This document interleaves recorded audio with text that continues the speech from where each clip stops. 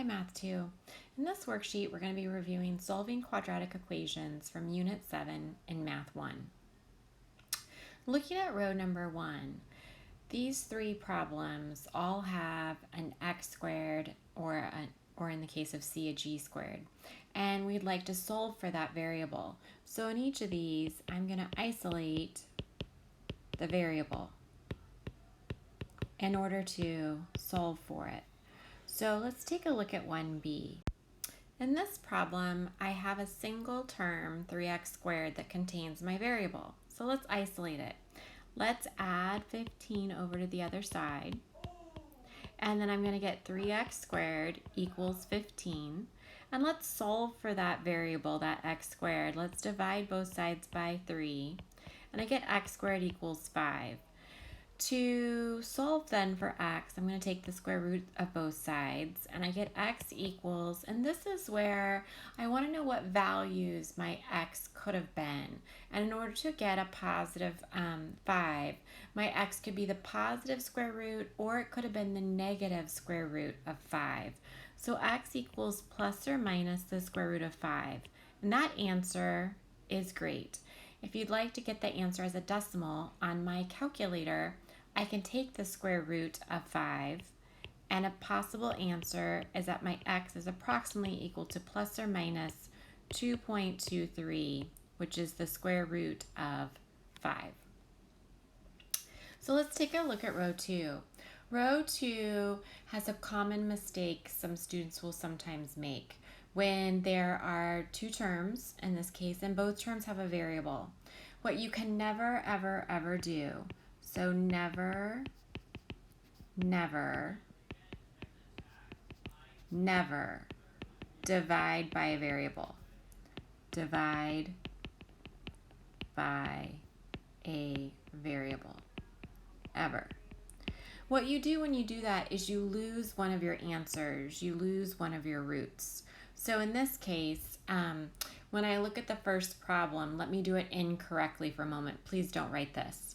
If I decide to divide both sides by x, and I get the x squared divided by x, I get 3x equals 9.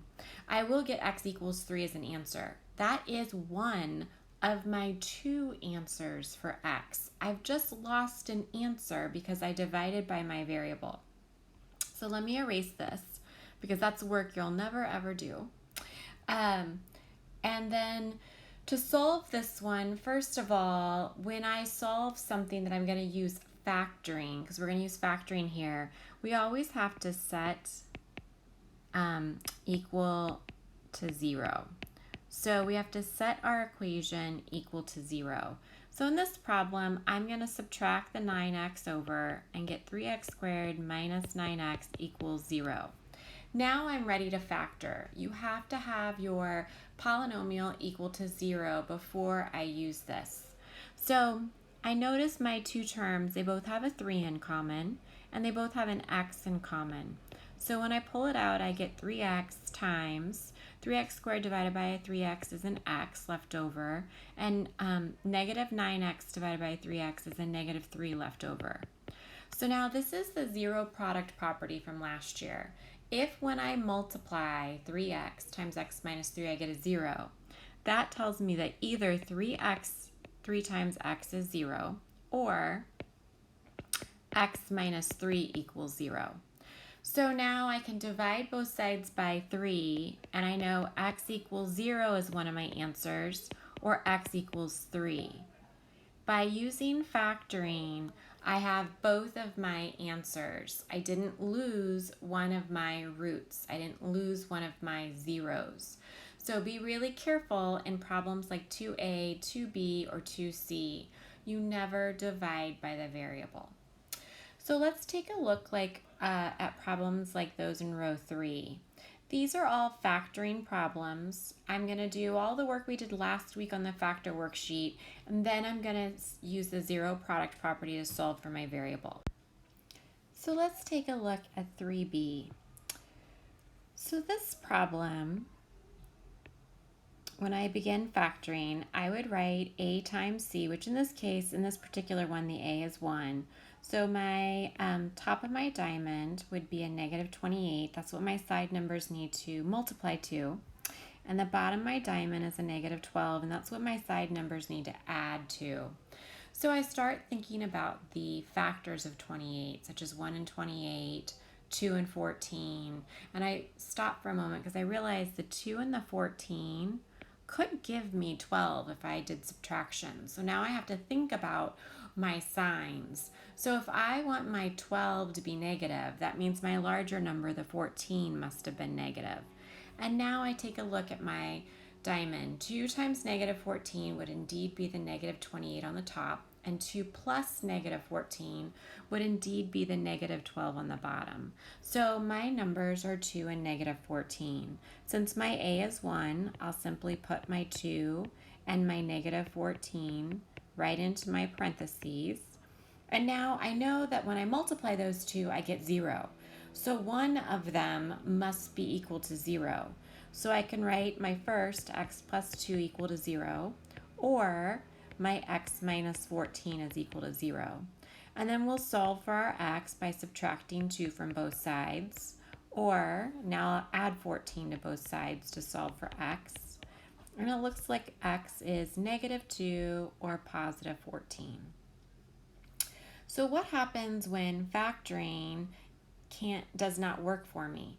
So one way that we learned last year, we did both completing the square and quadratic formula. So let's remind ourselves what the quadratic formula was equal to. So I know that my x is equal to the negative of b plus or minus the square root of b squared minus 4 times a times c all over 2a. So let's take a look at 4b. So the first thing I notice is that it's not equal to 0. So I am going to take a moment and subtract 15 from both sides. I have 6x squared plus 9x minus 15 equals 0. So now that I've done that, I can use my quadratic formula. Remember, you can't use the quadratic formula, nor can you factor if you don't have it set equal to 0. So in this particular situation, I'm going to use 6 for my A, 9 for my B, and I'm going to use negative 15 for my C. So let's get started on our formula. So x equals negative b, so a negative positive 9 would be negative 9, plus or minus the square root of 9 squared minus 4 times a, which is 6, times c, which is negative 15, all over 2 times a, which is 2 times 6. So inside my radical, I have to square my 9, so I have 81. Now last year we had some issues with what's going on in the second part. This is all multiplication. You could think of this minus sign actually going with the 4. So this is negative 4 times a positive 6 times a negative 15. Remember, a negative times a negative is going to give me a positive. So this is going to be a positive, and when you multiply 4 times 6 times 15, you should get 360, all over 12. So now I keep going with my math. I simplify underneath my radical, which is the square root of 441, all over 12. 441 happens to be a perfect square. 441 square root is 21. So x equals negative 9 plus or minus 21 over 12. I'm not done. This gives me two different answers. So one of my answers is negative 9 plus the 21. So negative 9 plus 21 over 12. And my other answer is the negative 9 minus 21. That's what it means to be plus or minus 21. So now I can put that into my calculator, and when I do negative 9 plus 21, I get 12 over 12, which is 1. And when I do negative 9 minus 21, I get negative 30.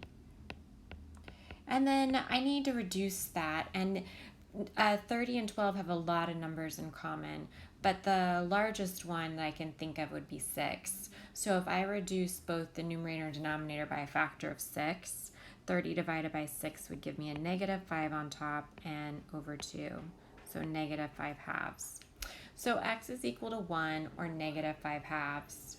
When you do 4c, what's underneath your radical, let me highlight that in the problem that we're working on, is not a perfect square. So there is some algebra simplifying a radical in 4c. Thank you.